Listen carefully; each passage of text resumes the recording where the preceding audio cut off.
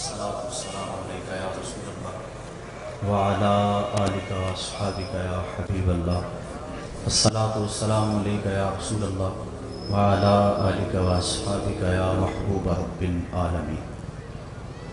تمام حمد و ثنا، تعریف و توصیف اللہ جل مجدہ کریم کی ذات پاک کے لیے.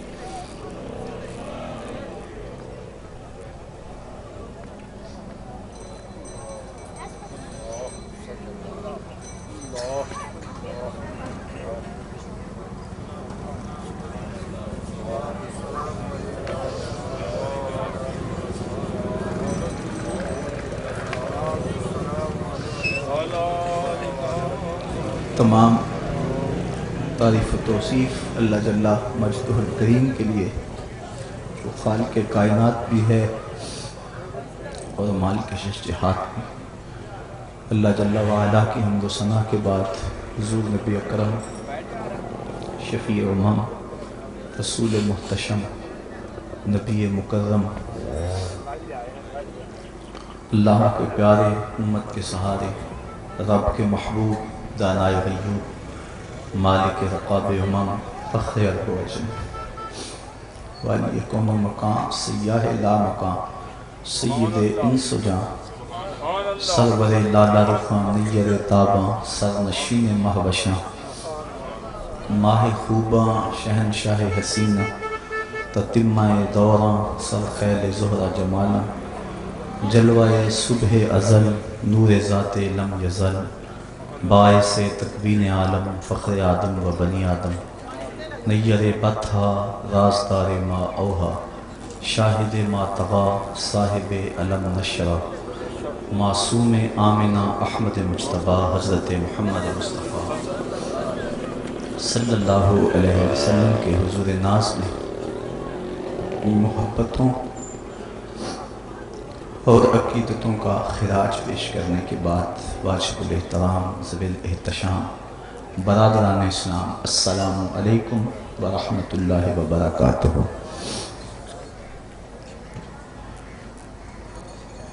سورہ بنی اسرائیل سے کچھ الفاظ آپ کے سامنے تلاوت کیے ہیں جن میں والدین کے حقوق سے متعلق حکم صادر ہوا.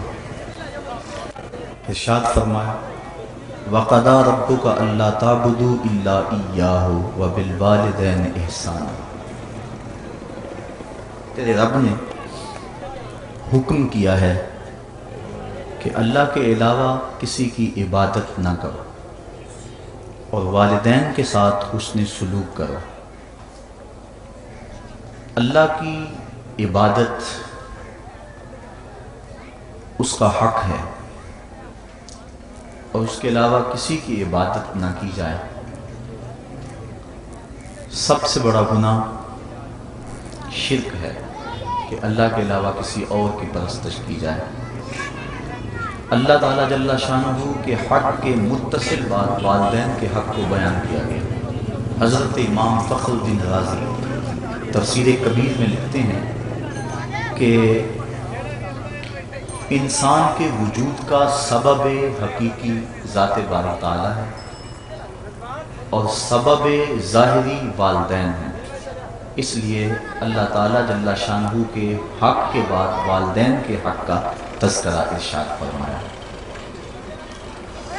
حضور نبی رحمت صلی اللہ علیہ وسلم سے صحابہ نے عرض کیا، ایک شخص نے عرض کی کہ حضور سب سے زیادہ میرے احسانات کا حقدار کون ہے، میں کس سے نیکی کروں؟ قال امہ کا، فرمایا تیری ماں. قال ثم من، پھر کون؟ قال امہ کا، فرمایا پھر بھی تیری ماں. قال ثم من، عرض کی حضور پھر کون؟ قال امہ کا، فرمایا تیری ماں. قال ثم من، قال ابا کا، فرمایا تیرا باپ. پھر اس کے بعد جو قریبی ہے، پھر اس کے بعد جو قریبی ہے. تو والدہ کے 3 حق بیان کیے اور باپ کا 1 حق بیان کیا. اس کی وجہ مفسرین یہ بیان فرمائی ہے کہ ماں اولاد کے لیے 3 تکلیفوں سے گزرتی ہے. ایام حمل کی تکلیف، ایندھن ولادت وہ تکلیف، اور پھر تربیت کی تکلیف. اور والدین تیسری تربیت کی تکلیف میں تکلیف باپ برداشت کرتا ہے اس لیے 3 حق ماں کے بیان کیے اور چوتھا حق جو ہے وہ باپ کا بیان کیا۔ لیکن اس کے ساتھ ساتھ یہ بات بھی ذہن نشین رہے، ماں کی خدمت میں بیٹا باپ سے اولویت دے، کوئی چیز باہر سے لے کر آئی تو پہلے ماں کو پیش کرے پھر باپ کو دے، لیکن حکم میں باپ کو ترجیح دے۔ یعنی اگر 2 باتوں میں اختلاف پیدا ہو گیا، ماں کہتی ہے یہ کرو، بیٹا کہتا ہے، باپ کہتا ہے یہ کرو، بیٹا پھنس گیا، اذیت میں مبتلا ہے، کیا کرے؟ ان میں سے ایک کی بات کو ماننا ہوگا، دونوں کی باتوں کو ماننا ممکن نہیں ہے کیونکہ باتیں متضاد ہیں۔ تو اب وہ کیا کرے؟ ماں کی بات مانے یا باپ کی بات مانے؟ اور ان میں سے ایک کو ماننا ہے بھی ضروری۔ اس وقت علماء نے کہا کہ اس وقت باپ کی بات کو ترجیح دے، چونکہ الرجال قوامون علی النساء، گھر کا حاکم باپ ہے، ماں نہیں، تو حکم میں باپ کو ترجیح دے، خدمت میں ماں کو ترجیح دے۔ ویسے ماں باپ کو چاہیے کہ اولاد کو ایسی مشقت میں نہ ڈالیں کہ وہ مصیبت میں پھنس جائیں۔ میں ایک مفسر کا قول پڑھ رہا تھا، وہ کہتے ہیں 40 سال گزر گئے ہیں، میں نے اپنی اولاد کو کبھی کوئی حکم ہی نہیں دیا، اس ڈر سے کہ کہیں وہ میرے حکم کی نافرمانی کر کے اللہ کی رحمتوں سے محروم نہ ہو جائے۔ چونکہ والدین کی رضا میں اللہ کی رضا، حضور نے ارشاد فرمایا رضا اللہ فی رضا الوالدین وسخط اللہ فی سخط الوالدین، اللہ کی رضا والدین کی رضا میں ہے اور اللہ کی ناراضگی والدین کی ناراضگی میں ہے۔ جس پہ والدین راضی ہو گئے سمجھ لو خدا اس پہ راضی ہو گیا، اور جس پہ والدین راضی نہیں ہیں چاہے وہ جتنے مرضی لمبے سجدے کرتا رہے، اس کا رب عرش کا رحمان اس پہ راضی نہیں ہو سکتا۔ اللہ کے حبیب صلی اللہ علیہ وسلم نے ارشاد فرمایا الا انبئکم باکبر الکبائر، لوگوں تمہیں بڑے بڑے گناہوں کی خبر نہ دے دوں؟ صحابہ نے عرض کی کیوں نہیں یا رسول اللہ، آپ ارشاد کریں۔ فرمایا الاشراک باللہ وعقوق الوالدین وجلس وکان متقیا قال الا وقول الزور والشہادۃ الزور، حضور فرمایا ایک اللہ کے ساتھ کسی کو شریک ٹھہرانا، اور دوسرا کسی انسان کو قتل کرنا، تیسرا والدین کی نافرمانی کرنا۔ اور حضور اس موقع پہ ٹیک لگائے بیٹھے تھے، ٹیک چھوڑ کے آگے ہو گئے، وَجَلَسَ وَكَانَ مُتَّكِئًا، آگے ہو گئے، اور حضور نے 3 مرتبہ اس بات کو کہا، اور پھر فرمایا اور جھوٹی گواہی دینا اور جھوٹی شہادت دینا۔ تو یہ وہ ہیں جو بڑے بڑے گناہ ہیں۔ میں نے ایک روایت میں پڑھا ہے حضور نے ارشاد فرمایا جنت کی خوشبو 1000 سال کی مسافت سے آنا شروع ہو جائے گی۔ جب لوگ جنت میں جائیں گے تو 1000 سال کی مسافت دور ہی ہوں گے کہ جنت کی خوشبو آنا شروع ہو جائے گی، لیکن 4 اشخاص ہیں جو جنت کی خوشبو نہیں پا سکیں گے۔ وہ کون کون سے ہیں؟ ایک قاطع الرحم، جو رشتہ داریاں توڑتا ہے، کبھی اس سے لڑائی، کبھی اس سے لڑائی، کبھی اس سے لڑائی، حالانکہ حکم ہے سل من قطعک وات من حرمک، جو تجھ سے تعلق توڑے تو اس سے تعلق جوڑ، جو تجھے محروم رکھے تو اس کی جھولیاں بھر دے۔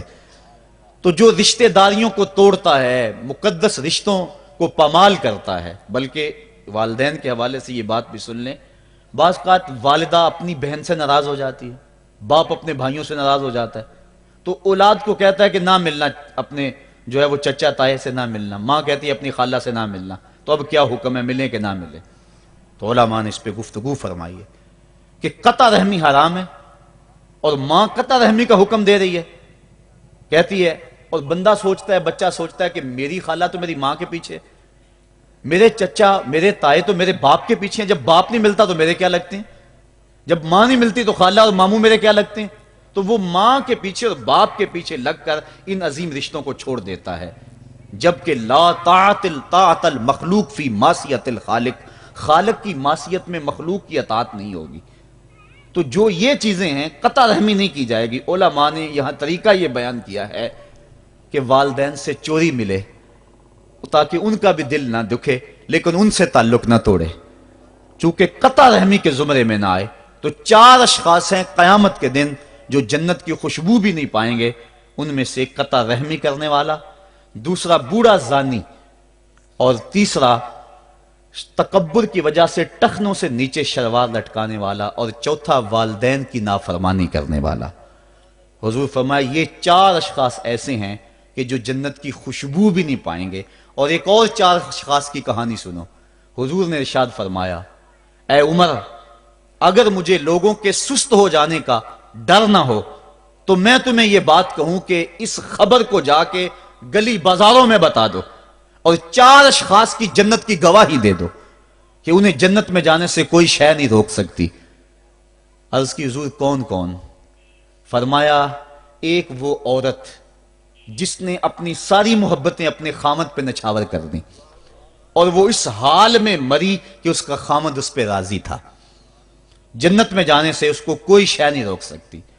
اور دوسرا وہ شخص جس کے بچے زیادہ ہیں، ذرائع آمدنی تھوڑے ہیں، لیکن اس نے اپنے بچوں کے پیٹ میں حرام کا لقمہ نہیں جانے دیا، محنت کرتا رہا، اوور ٹائم لگاتا رہا، مزدوری کرتا رہا اور اپنے بیٹوں کے لیے رزق حلال کی تلاش میں رہا.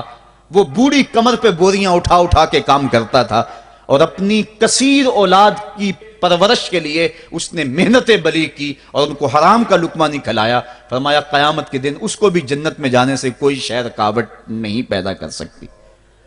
اور تیسرا حضور نے فرمایا وہ شخص کہ جو اپنے والدین کے ساتھ حسن سلوک کرے اور اس کے والدین اس پہ خوش ہوں، اس پہ راضی ہو جائیں.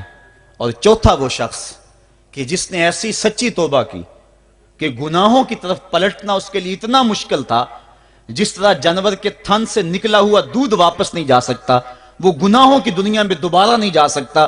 تو یہ فرمایا یہ 4 شخص ایسے ہیں عمر اگر اس بات کا ڈر نہ ہو کہ لوگ سست پڑ جائیں گے تو ان 4 اشخاص کے بارے میں شہادت دے دو کہ یہ دنیا پہ چلتے پھرتے جنتی. تو ماں باپ کی خدمت کرنے والا، ماں باپ کو راضی رکھنے والا یقیناً اللہ کی نعمتوں کا حقدار ہے. وہ بدبخت ہیں بیٹے جو ماں باپ کو راضی نہیں رکھتے. اللہ کے حبیب صلی اللہ علیہ وسلم کی خدمت میں ایک شخص حاضر ہوا اور اس نے اذن جہاد طلب کیا. حضور میں جہاد پہ جانا چاہتا ہوں، مجھے اجازت مرحمت فرمائے. حضور نے فرمایا احیٌ والدا کا، کیا تیرے والدین زندہ ہیں؟ کالا نعم، عرض کی ہاں حضور میرے والدین زندہ ہیں. کالا ففیہما فجاہد، کہا جا ان کی خدمت کر، یہی تیرا جہاد ہے. ماں باپ کو بلکتا ہوا چھوڑ جائے اور آپ جہاد پہ چلا جائے، ماں فالج میں گری ہوئی ہے اور بیٹا تبلیغی گشت پہ چلا جائے، باپ تڑپ رہا ہے اور بیٹا پیر کی چوکھٹ پہ جھاڑو دیتا پھرے، اللہ راضی نہیں ہوگا. میں سچ کہتا ہوں، اپنے بھی خفا مجھ سے ہیں بیگانے بھی ناخوش، کہ میں زہر حلاحل کو کبھی کہہ نہ سکا کند. بات وہی کہتا ہوں سمجھتا ہوں جسے حق، نئے ابلہ مسجد ہوں نئے تہذیب کا فرزند. محمد عربی صلی اللہ علیہ وسلم سے بڑا پیر کون ہو سکتا ہے؟ لیکن حضرت وہ ویسے کرنی نہیں آ رہے. آقا کریم اپنے بٹن کھولتے ہیں اور کرن کی طرف، یمن کی طرف رخ کر کے لمبی سانسیں لیتے ہیں اور کہا میں رحمان کی خوشبو پا رہا ہوں.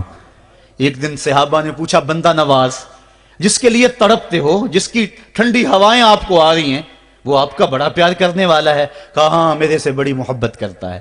تو کہا پھر اتنی محبت کرتا ہے تو یمن تو دور نہیں ہے، بلال حبش سے آ گیا، سلمان فارس سے آ گیا، سہیب روم سے آ گیا، اور وہ یہاں یمن سے نہیں آ سکا؟ فرمایا اس کی بوڑھی اور نابینا ماں ہے جس کی خدمت اس کو نہیں آنے دیتی.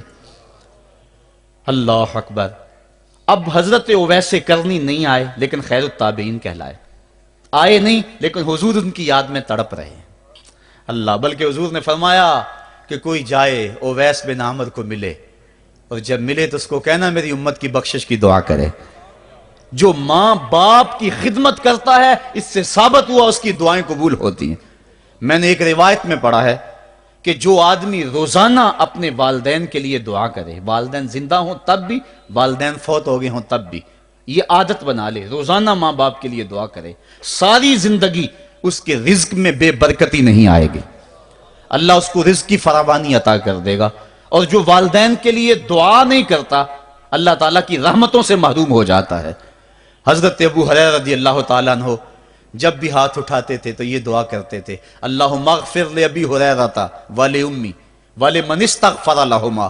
اے اللہ ابو ہریرہ کو بخش دے، حضرت ابو ہریرہ کی ماں کو بخش دے، اور قیامت تک جو ہم دونوں کے لیے بخشش کی دعا کرے اس کو بھی بخش دے. حضرت امام محمد بن سیرین ایک بزرگ ہوئے تابعی، جب بھی دعا کرتے تھے یہ دعا ضرور کرتے تھے، اے اللہ ابو ہریرہ کی بخشش کر دے۔ کسی نے کہا کہ تمہیں ابو ہریرہ رضی اللہ تعالیٰ عنہ ان کی ماں سے بڑی ہمدردی ہے؟ کہا ان سے جو ہمدردی ہونی ہے وہ تو ہونی ہے۔ انہوں نے کہا ہوا ہے اے اللہ ابو ہریرہ اور ان کی ماں کو بخش دے، جو ان کے لیے دعا کرے اس کو بھی بخش دے۔ تو میں دعا کر کے اپنی بخشش پکی کر رہا ہوں۔ تو والدین کے لیے دعا کرنا اللہ کی رحمت کو دعوت دینا ہے۔ تو فرمایا کہ جاؤ اویس بن عامر کو جانا اور جا کے اس کو میری امت کے لیے دعا کا کہنا۔ حضرت سیدنا عمر فاروق حضرت علی المرتضیٰ گئے، جا کے ڈھونڈا، تلاش کیا، اویس بن عامر ملے، حضور کا سلام کہا، بس پھوٹ پھوٹ کے رونے لگے۔ کہا بتاؤ میرے رسول کے لبوں پہ میرا نام کیسے آیا تھا؟ حضور میرا جب تذکرہ کرتے تھے کیسے کرتے تھے؟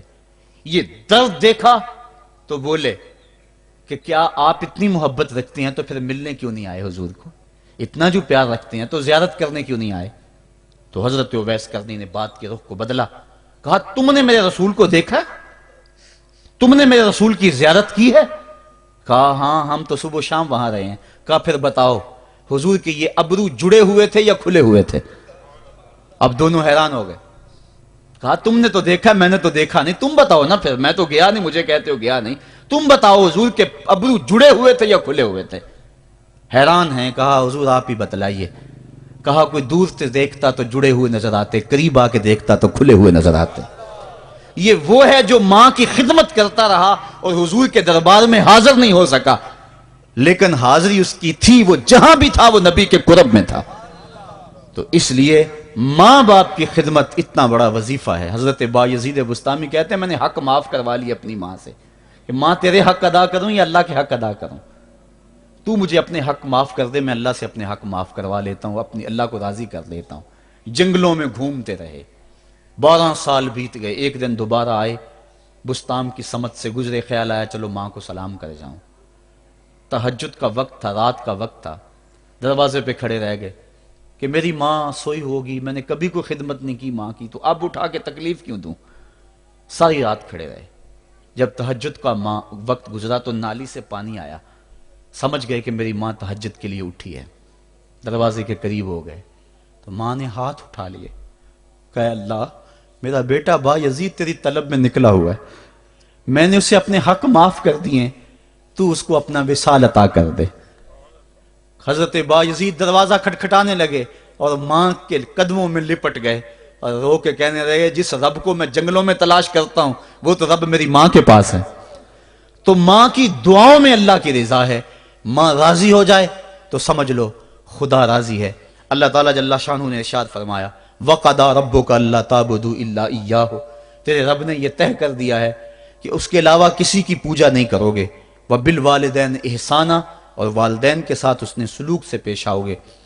اِمَّا يَبْلُغَنَّ عِندَكَ الْكِبَرَ أَحَدُهُمَا أَوْ كِلَاهُمَا فَلَا تَقُل لَّهُمَا أُفٍّ وَلَا تَنْهَرْهُمَا، اگر تیرے پاس دو یا دونوں میں سے ایک بڑھاپے کو پہنچ جائیں تو پھر ان کے سامنے تو نے اف بھی نہیں کہنی اور نہ ان کو جھڑکنا ہے اور ان سے نرم لہجے میں بات کرنی ہے۔ جب ماں باپ جوان ہوں، بچوں کی ضروریات پوری کر رہے ہیں، ان کے تعلیمی اخراجات اور ان کے معاشی سارے معاملات درست کر رہے ہوں، تو اس وقت تو والدین کی بچے تعظیم کرتے ہی ہیں۔ امتحان اس وقت شروع ہوتا ہے جب ماں باپ بوڑھے ہو جاتے ہیں اور چلنے پھرنے کی سخت بھی نہیں رہتی، صرف سانس کی ایک ڈوری لٹکی رہتی ہے، اور جس طرح بچہ اپنے بدن سے مکھی بھی نہیں اڑا سکتا تھا، اب یہ حالت ماں باپ پر آ گئی اور بچے کی طرح مزاج چڑچڑا ہو گیا۔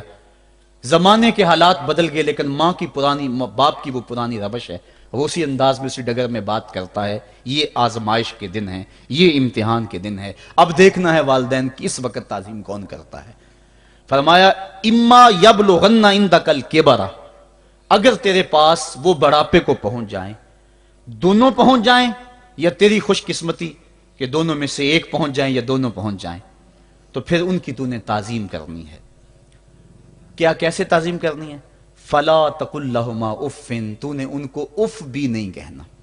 حضرت امام فخر الدین رازی کے حوالے سے میں آج ہی صبح یا گزشتہ شب اف کی تشریحات دیکھ رہا تھا، انہوں نے 12-13 اقوال بیان کیے ہیں لیکن 2 قول فرماتے ہیں۔ اف یہ ہے کہ انسان کے بدن کے اوپر جو شفاف رہتا ہو، صاف رہتا ہو، مٹی پڑ جائے، ریت کا ذرہ پڑ جائے تو اس کو پھونک مار کے اس کو ہٹاتا ہے، تو وہ پھونک سے جو آواز پیدا ہوتی ہے اس کو عربی میں اف کہتے ہیں۔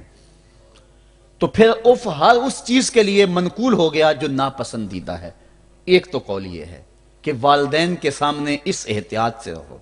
دوسری بات، آپ فرماتے ہیں اف کا مفہوم یہ ہے کہ جب ماں باپ بوڑھے ہو جائیں تو بول و براز چارپائی پہ نکل جاتا ہے اور انسان ان کو اٹھا کے ان کی خدمت کرتا ہے، صفائی کرتا ہے، کپڑے بدلتا ہے۔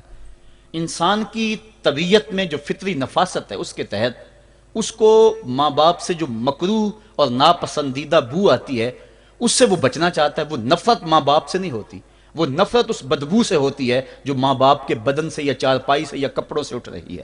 تو بندہ اپنے جو ہے وہ ناک پہ کپڑا رکھ لیتا ہے اس بدبو سے بچنے کے لیے۔ تو اف کے مفہوم کو بیان کرتے ہوئے حضرت امام رازی کہتے ہیں کہ انسان کو اس بات سے بھی روکا گیا ہے کہ تو اپنے ناک پہ کپڑا رکھ کے اگر ان کو صفائی کر رہا ہوگا تو ماں باپ کے نازک دل پہ کہیں یہ بوجھ نہ آ جائے کہ میرا بیٹا مجھ سے نفرت کر رہا ہے۔ اس لیے والدین کی تعظیم کا عالم یہ ہے کہ تو کھلے ناک سے ان کی خدمت کرے اور وہ بدبو سہتا رہے اور اپنے ناک کے اوپر کپڑا بھی نہ رکھے کہ تیرے ماں اور تیرے باپ کے دل کے اندر اتنا خلال اور ملال بھی پیدا نہ ہو۔ یہ ہے اف کا زمرہ۔ حضرت امام حسن رضی اللہ تعالیٰ عنہ نے ساری زندگی اپنی والدہ حضرت فاطمہ زہرا کے ساتھ بیٹھ کے کھانا نہیں کھایا تھا۔ ایک دن حضرت سیدہ فاطمہ نے فرمایا کہ بیٹا میرا جی چاہتا ہے کہ میرے ساتھ تم بیٹھ کے کھانا کھاؤ، لیکن تم نے کبھی بھی میرے ساتھ بیٹھ کے کھانا نہیں کھایا، کیا وجہ ہے اس کی؟ تو حضرت امام حسن فرمانے لگے، عرض کرنے لگے، امی میں اس ڈر سے آپ کے پاس بیٹھ کے کھانا نہیں کھاتا کہ کہیں کسی لقمے کی طرف آپ کی نظر بڑھ جائے اور میں عدم آگہی کی وجہ سے اپنے ہاتھ کو اس لقمے کے پہ ڈال لوں اور نہ جان سکوں کہ اس لقمے کو اٹھانے کا ارادہ میری ماں کے دل میں پیدا ہو چکا ہے اور میں اللہ کی رحمتوں سے محروم ہو جاؤں، اس ڈر سے میں آپ کے ساتھ بیٹھ کے کھانا نہیں کھایا کرتا۔ یعنی ماں باپ کی تعظیم کا عالم یہ ہے، اف تک نہ کہو۔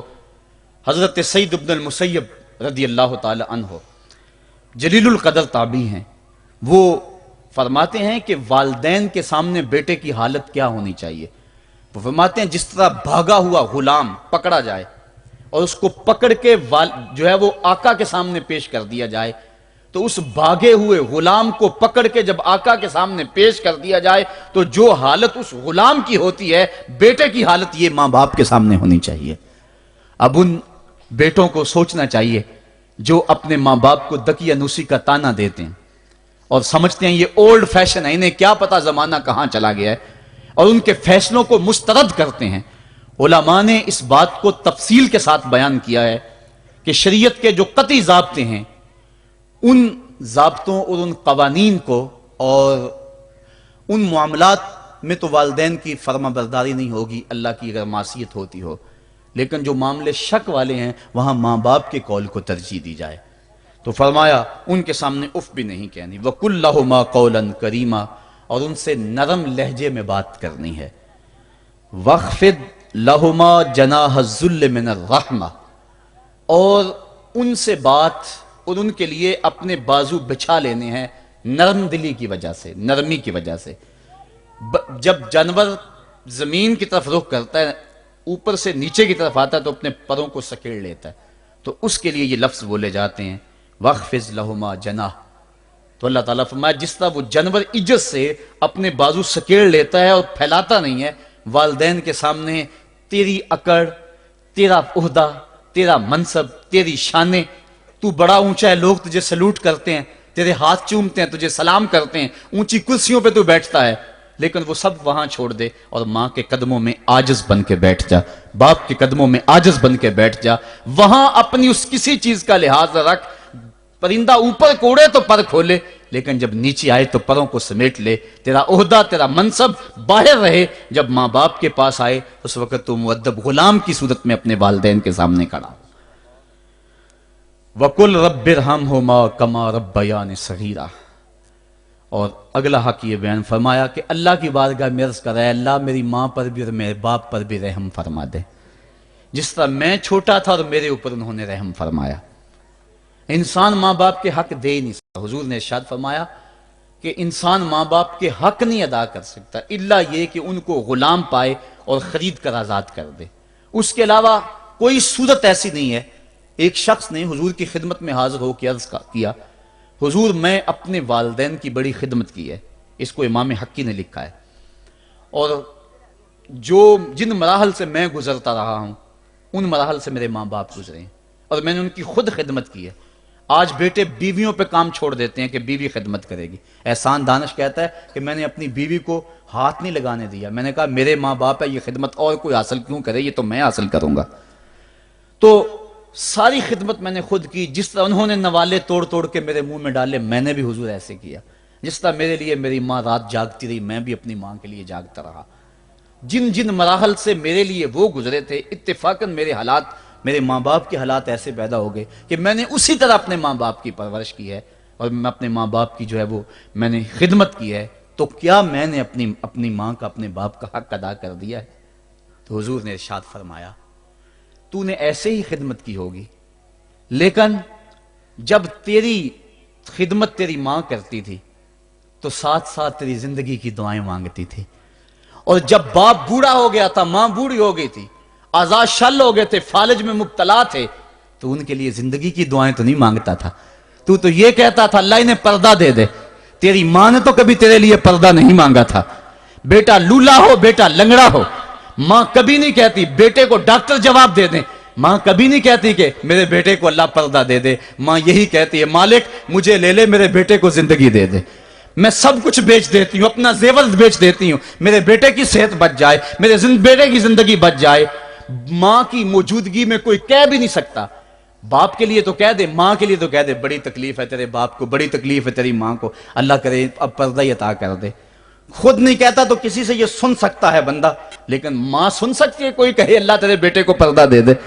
تو فرمایا جب وہ تیری خدمت کرتے تھے تو وہ تیری زندگی کی دعائیں مانگتے تھے، اور جب تو خدمت کرتا تھا تیرے دل میں ان کے پردے کی آرزو تھی. فرمایا تو جتنی مرضی خدمت کی ہے ماں کی خدمت کا بدل کیسے ہو سکتا ہے؟ تو ماں باپ کی خدمت انسان کر ہی نہیں سکتا تو پھر کیا کرے؟ عرض کرے اللہ میں تو خدمت نہیں کر سکتا، تو ان کے اوپر رحم فرما دے.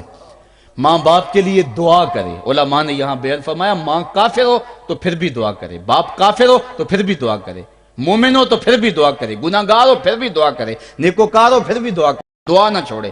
حضرت ابو ہریرہ رضی اللہ تعالیٰ عنہ فرماتے ہیں میری ماں کافرہ تھی اور میں حضور کا غلام، اور ماں ہر وقت اپنی دھن میں اور میں اپنی دھن میں ہوں. حضرت ابو ہریرہ کے بھائی کوئی نہیں ہے، باپ فوت ہو گئے ہیں، بہن کوئی نہیں ہے، ابھی شادی بھی نہیں ہوئی، دنیا پہ رشتہ ہی کوئی نہیں سوائے ماں کے.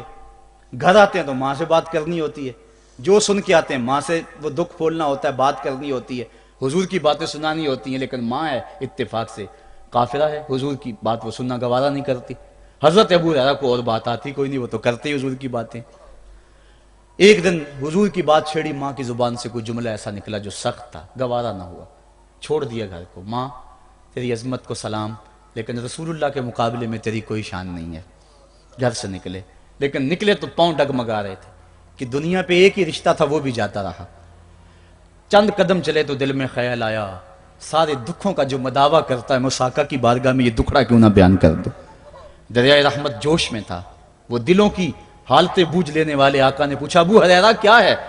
عرض کی حضور میری ماں کی ہدایت کے لیے دعا کر دو. یہ کہا اور پھوٹ پھوٹ کے رونے لگے. حضور نے فوراً ہاتھ اٹھا دیے اور مسلم کے لفظ ہیں اللہم اہد ام ابی ہریرہ تا، اے اللہ ابو ہریرہ کی ماں کو ہدایت عطا کر دے. بس یہ بات سنی حضرت ابو ہریرہ کا چہرہ کھل اٹھا، اپنے گھر کو دوڑ لگا دی. کوئی رستے میں ملا، کہا ابو ہریرہ اتنی تیز تو تم کبھی نہیں دوڑتے تھے، آج کیا ہوا؟ اتنی تیز تیز کیوں دوڑ رہے ہو؟ کہا آج ہی تو دیکھنا چاہتا ہوں کہ گھر پہلے میں پہنچتا ہوں یا میرے آقا کی دعا پہلے پہنچتی ہے. حضرت ابو ہریرہ فرماتے ہیں جب میں گھر پہنچا تو دروازہ بند تھا. میں نے دستک دی، اندر سے آواز آئی بیٹا ٹھہرو میں آتی ہوں. کہا اس لہجے کو جان گیا، اس میں محمد کی بولی بول رہی ہے. کہا تھوڑی دیر کے بعد میری ماں آئی، تازہ غسل کی وجہ سے اس کے بالوں سے پانی کے قطرے ٹپک رہے تھے، اور میری ماں زنجیر کھول رہی تھی، اس کے لبوں پہ شہادت کا کلمہ جاری تھا. تو والدین کے لیے مغفرت کی دعا کرتے رہیں، والدین کی بخشش کی دعا کرتے رہیں. والدین جب دنیا پہ ہوتے ہیں تو اللہ کی رحمت کا گھنا سایہ ہوتے ہیں، لیکن جب دنیا سے چلے جاتے ہیں ان کی قبر سے بھی فیض ملتا ہے اور سکون اور طمانینت ملتی ہے۔ والدین فوت ہو جائیں تو ان کے حق ختم نہیں ہو جاتے، بلکہ حدیث میں آتا ہے 4 حق ایسے ہیں والدین کے جو مرنے کے بعد بھی اولاد کے ذمہ باقی رہتے ہیں۔ الصلاۃ، ان کے اوپر نماز جنازہ پڑھی جائے۔ دوسرا حق الاستغفار لہم، ان کے لیے بخشش کی دعا کرتے رہی جائے، مسلسل دعا کی جائے بخشش کی ان کے لیے۔ اور ایک روایت میں نے پڑھا ہے اگر کوئی بندہ اس کے والدین حالت ناراضگی میں فوت ہو گئے، والدین ناراض تھے، موقع نہ مل سکا منانے کا اور والدین فوت ہو گئے، تو حدیث میں آتا ہے کہ وہ کثرت کے ساتھ، ایک تو وہ اپنی خالہ کے ساتھ، ماں اگر فوت ہوئی ہے تو باپ ہوئی ہے تو باپ کے بھائیوں کے ساتھ اس نے سلوک کرے، باپ خوش ہوگا۔ دوسرا کثرت کے ساتھ اپنے والد کے لیے استغفار، والدہ کے لیے استغفار کرتا رہے۔ جب کثرت سے استغفار ہوتا رہے گا تو اس کے والدین راضی ہوں گے، اللہ اس کے گناہ کو معاف فرما دے گا۔ دوسرا حق والدین کا یہ ہے استغفار لہم، ان کے لیے بخشش کی دعا کی جائے، حدیث میں آتے ہیں۔ تیسرا حق بر الاصدقاء، ماں کی سہیلیوں، بہنوں اور رشتہ داروں کے ساتھ، اور باپ کے دوستوں، بھائیوں اور رشتہ داروں کے ساتھ اس نے سلوک کیا جائے۔ اور چوتھا حق انجاز الوعد، وعدوں کو پورا کرنا، یعنی ماں نے یا باپ نے جو وعدے کیے ہوئے تھے، مسجد سے کوئی وعدہ تھا، مدرسے سے وعدہ تھا، کسی فلاحی تنظیم سے وعدہ تھا، کسی غریب سے اعانت کا وعدہ تھا، یا ان کا معمول تھا اعانت کرنے کا، تو جو ان کے معمولات ہیں اچھائی کے، ان کو جاری رکھا جائے اور اس سلسلے کو باقی رکھا جائے۔ تو یہ 4 حق ایسے ہیں جو والدین کے مرنے کے بعد بھی اولاد کے ذمے باقی رہتے ہیں۔ والدین اللہ کی بہت بڑی نعمت ہیں، جب یہ سایہ سر سے اٹھ جاتا ہے تو پھر پتہ چلتا ہے کتنا گھنا سایہ تھا۔ صاحبو، جن کے والدین زندہ ہیں وہ ان کی زندگی کو غنیمت سمجھے، اور جن کے والدین کا گھنا سایہ ان کے سر سے اٹھ گیا ہے وہ ان کے لیے استغفار اور کثرت دعا سے ان کی رضا حاصل کرنے کی کوشش کریں۔ اللہ تعالیٰ نے والدین کی رضا میں ہی اپنی رضا کو چھپا کے رکھا ہوا ہے، اور یہ والدین اتنا بڑا سرمایہ ہے۔ میں آپ حیثیت کیا رکھتے ہیں؟ خود امام الانبیاء صلی اللہ علیہ وآلہ وسلم نے والدین کی آرزو کی ہے۔ حدیث میں آتا ہے، امام سیوطی نے اس کو الحابل الفتاوی میں لکھا ہے، امام حیثمی نے بھی اس کو کنز الاموال میں لکھا ہے۔ ایک دن حضور نماز عشاء پڑھانے آئے، نماز عشاء پڑھانے کے لیے مصلی پہ کھڑے ہوئے، تا حد نظر صحابہ تھے، حضور کو دیکھ کر ادب سے کھڑے ہو گئے، بس آنکھیں چھلکنے لگی۔ پھر حضور نے روتے روتے کہا، لو ادرکت والدی او احدہما، کاش آج میرے ماں باپ زندہ ہوتے، یا ان میں سے کوئی ایک ہی زندہ ہوتا۔ انسان نے دکھوں کی زندگی گزاری ہو، بعد میں اللہ خوشحالیاں دے دے، تو انسان آرزو کرتا ہے کہ کاش آج میرے ماں باپ زندہ ہوتے، میرے دکھوں بڑا دور دیکھا تھا، آج سر پہ عزتوں کی سجی ہوئی دستار بھی دیکھتے، میری غربت دیکھی تھی، دولت کی ریل پیل بھی دیکھتے، میرے گھر میں پریشانیاں دیکھی تھی، میرے گھر کے آنگن میں محبتوں کے کھلے ہوئے گلاب بھی دیکھتے۔ آرزو کرتا ہے، تمنا کرتا ہے۔ اللہ کے حبیب صلی اللہ علیہ وسلم کے والد اس وقت انتقال کر گئے تھے جب حضور شکم مادر میں تھے، والدہ اس وقت انتقال کر گئی جب عمر 6 سال تھی۔ ابوا کی ریت کے ٹیلے ہیں، مدینہ المنورہ سے واپسی ہے، حضرت آمنہ، حضرت ام ایمن اور حضور، 3 نفوس پہ مشتمل یہ قافلہ ہے، 2 اونٹ ہیں۔ حضرت آمنہ کو بخار ہو گیا، جان گئی کہ یہ میرا بخار جان لیوا ثابت ہوگا۔ ام ایمن کو بلایا، حضور کا ہاتھ پکڑ کے ان کے ہاتھ میں دیتے ہوئے کہا، ام ایمن، میرے اس بیٹے کو بحفاظت امیر قریش عبد المطلب تک پہنچا دینا۔ اور پھر اپنے بیٹے کو پاس بٹھایا، سر پہ ہاتھ رکھا، پیار کرنا چاہا اور کوئی باتیں کرنا چاہیں، لیکن ضبط کے سارے پیمانے ٹوٹ گئے، آنکھوں سے آنسو نکلنے لگے۔ بیوہ ماں نے جب اپنے در یتیم کے سر پہ ہاتھ رکھا تو پھر عرب کی ریت کے ذرے بھی رونے لگے۔ سیدہ آمنہ نے روتے ہوئے چند جملے کہے جو ابن حشام نے محفوظ کیے، کہا، بیٹا، ہر نئی چیز نے پرانی ہو جانا ہے اور ہر باقی نے فنا ہو جانا ہے، میں بھی جا رہی ہوں، وہ ذکری باق، لیکن میرا ذکر نہیں مٹے گا، وہ ولد تو تہرا، اس لیے کہ تیرے جیسا پاکیزہ بیٹا چھوڑ کے جا رہی۔ جن ماؤں کے بیٹے اتنے اچھے ہوں ان ماؤں کا تذکرہ نہیں مٹا کرتا۔ یہ جملے کہے، اس کے بعد حضرت آمنہ نے آنکھیں بند کر لیں۔ حضور علیہ السلام اپنی ماں کے جسد پہ پھوٹ پھوٹ کے روئے، ریت کے ٹیلے میں ماں کی تدفین کی، اوپر مٹی انڈھیل دی، آنسوں کا چھڑکاؤ کیا۔ آج ہو بھی کیا سکتا تھا، मदीना तो रसूल में हुजूर की वालिदा फौत होती तो आका करीम के लिए, माँ के लिए कितने सहाबा जनाजे में आते, कितने लोगों का हुजूम होता, जन्नत से फरिश्ते भी फूल लेकर आते। लेकिन आज ना कुछ जनाजे में शामिल है। वो क्या, किसी ने कहा तुझे किन फूलों से हम कफन दें, तो जुदा ही ऐसे मौसमों में हुआ जब दरख्तों के हाथ फूलों से खाली थे। हुजूर आंसुओं का छिड़काव किया और उम्मे ऐमन के साथ चिमट के बैठ गए और हजरत उम्मे ऐमन ने जनाब अब्दुल मुत्तलिब तक पहुंचाया। और 8 साल की उम्र थी कि अब्दुल मुत्तलिब रजी अल्लाह ताला अन्हु का भी इंतकाल हो गया। इब्ने हशाम ने लिखा है जब अमीर कुरैश का जनाजा उठा तो पूरा मक्का उमड़ आया और एक बच्चा था जिसकी उम्र 8 साल होगी, वो कभी इस दीवार से लग के रोता था, कभी उस दीवार के साथ लग के रोता था। फिर शाब अबी तालिब की सख्तियां भी झीली, आमुल हुज़न का गम भी काटा, ताइफ के बाजारों में पत्थर भी खाए, पत्ते खा खा के भी गुजर औकात हुआ, मक्के के बाजारों में ओजरियां भी डाली जाती रहीं, खुदे हुए गढ़ों का सामना भी किया, बिछे हुए कांटों से भी गुजरना पड़ा। लेकिन आज वो वक्त है कि अल्लाह ने हुक्म सादर कर दिया, पत्थर मारने वाले सुन लें, कांटे बिछाने वाले सुन लें, राह में गड़े खोदने वाले सुन लें, मेरे नबी की आवाज से अब तो आवाज भी ऊंची ना होने पाए। उम्र का सरमाया जाया कर दूंगा, तुम्हारे नामा अमाल में एक नेकी भी नहीं रहेगी। अगर नबी से मिलना चाहते हो डायरेक्ट ना आ जाओ, पहले घर जाओ, फिर कोई चीज लो, फिर बाजार जाओ, कोई फकीर ढूंढो, उसको सदका करो, फिर मेरे नबी की चौखट पे आओ, तुम्हें पता चले किस चौखट पे आ रहे हैं। अदब के ज़ाब्ते सिखाए, खबरदार नबी के दरवाजे पे ऊंची आवाजें ना लगाना, बल्कि नबी की चौखट पे आके बैठ जाओ। नबी अपनी मर्जी से आए तो अपने दिल की हाजत कह लो। कुरान उतर चुका है, अदब की आयतें नाज़िल हो चुकी हैं। आका करीम घर से निकले, सहाबा अदब से खड़े हो गए।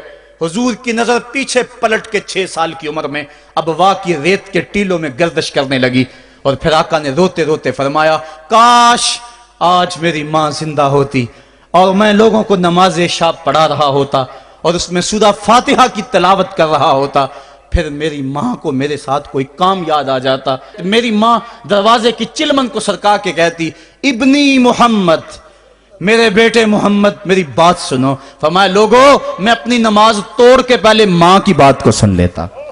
ये मां है जिसकी मोहब्बत को मुस्तफा करीम ने भी महसूस किया है।